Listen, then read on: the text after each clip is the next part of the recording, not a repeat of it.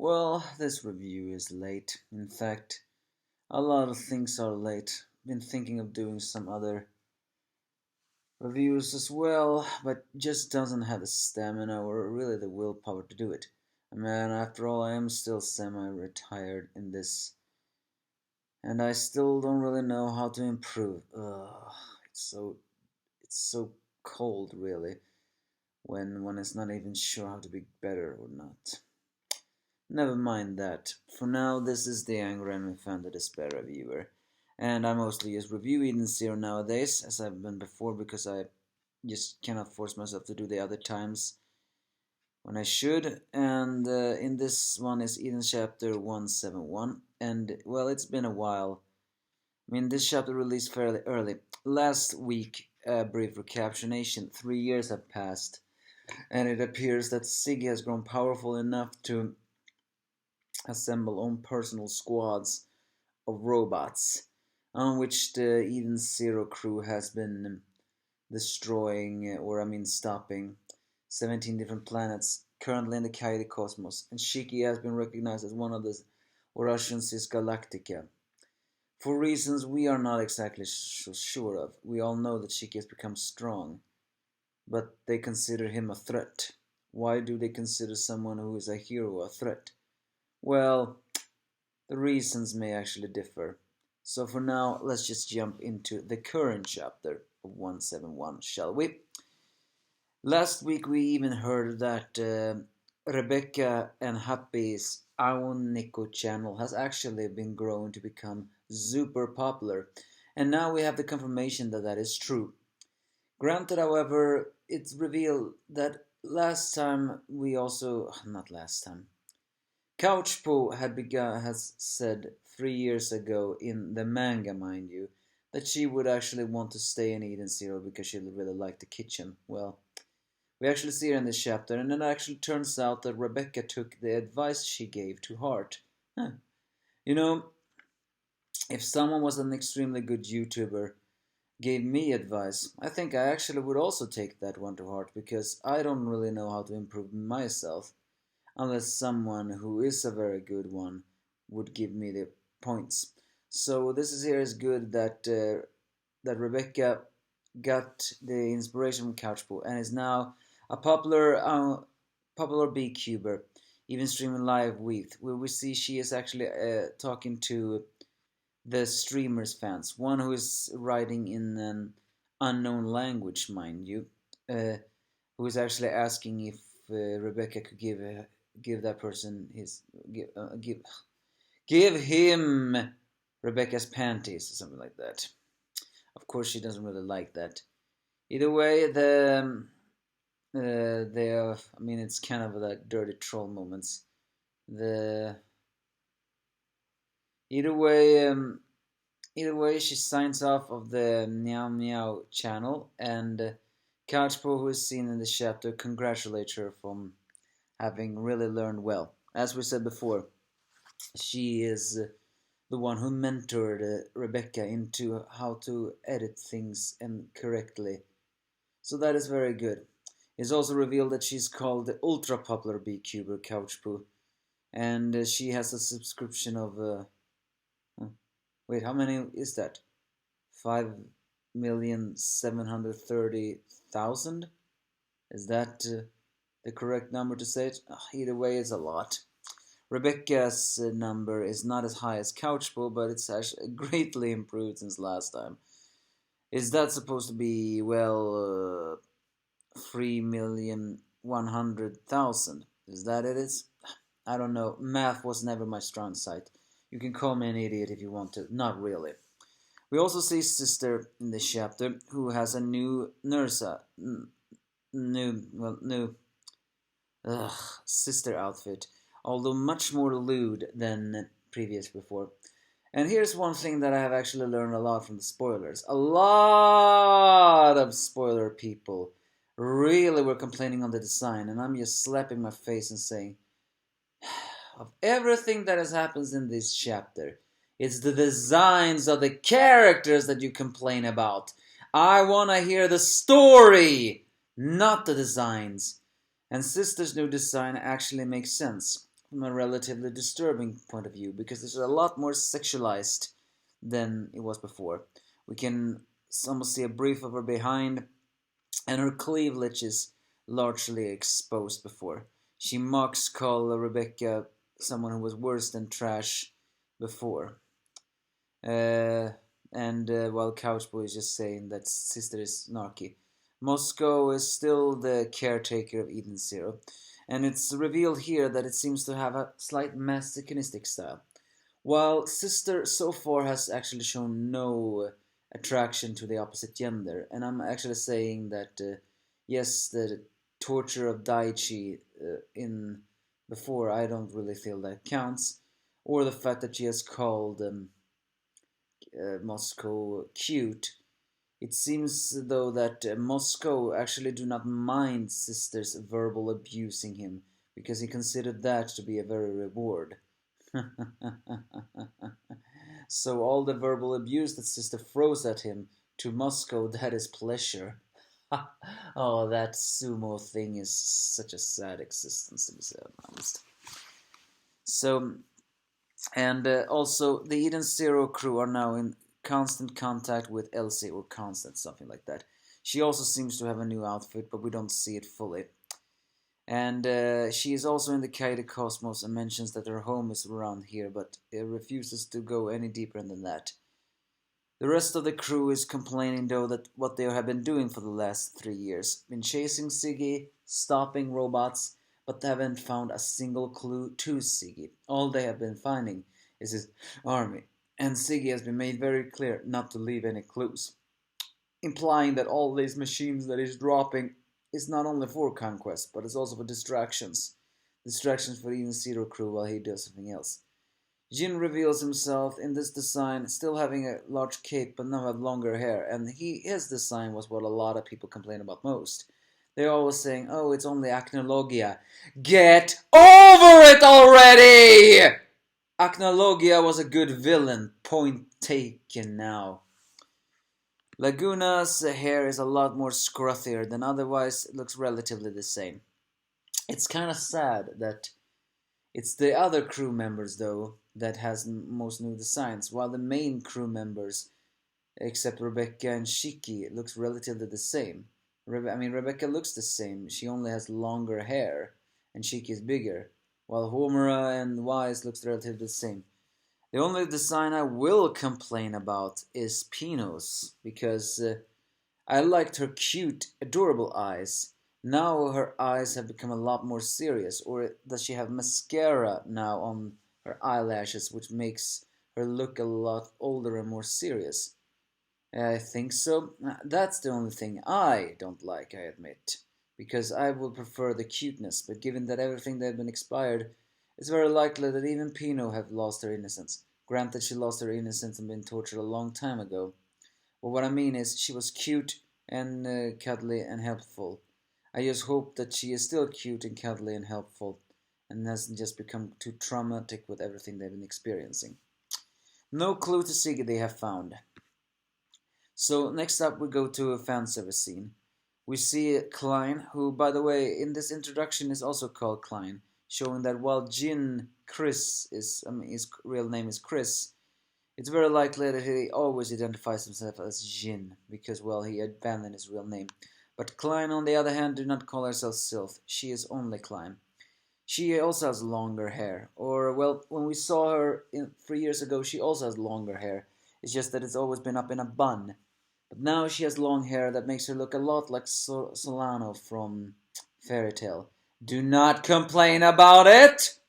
And it's unknown if she's just dropping because they're in the bath or is that her new hairstyle. But either way, I prefer her with longer hair. The bathtub scene with all the girls, yes, even but for some reason not Pino, is a dialogue where they discuss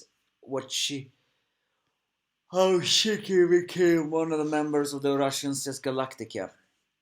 It is Shiki has indeed become stronger, but none exactly know why the government has been labeling him as an enemy to the government, because those that become Galactica is automatically called an enemy of the government. Homura still thinks back upon Creed all those 3 years ago, wonders that maybe the government is not that corrupted. But Rebecca is now worried about what they are going through, especially if that puts her channel at risk, because Shiki is her friend. And they don't really know why the government takes such interest in Shiki despite his power and despite him becoming a Galactica. There's some mildly implications here that it may be slight pettiness, because, well, as we had known, we don't really know what has been happening these last 3 years. But we do know that the one thing that has been happening is that the crew has been liberating planet after planet from Ziggy, 17 planets. And we actually, from what we saw last time when we saw Justice, that has been happening faster than the Interstellar Army can do.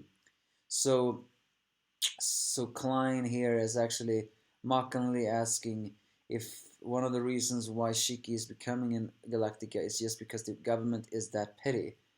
Shiki saved before they did. Well, we all know that is not the only reason, and they all also agree, especially as Shiki has become so strong. I really hope he has become strong. He is not allowed to lose any further. Still, though, it's yeah. Why did the Galactica? Why did he become a Galactica? I think it's a combination of pettiness and just law breaking. Because according to Justice, well, although Justice words are very corrupted as well, or twisted, I should say, it seems to believe that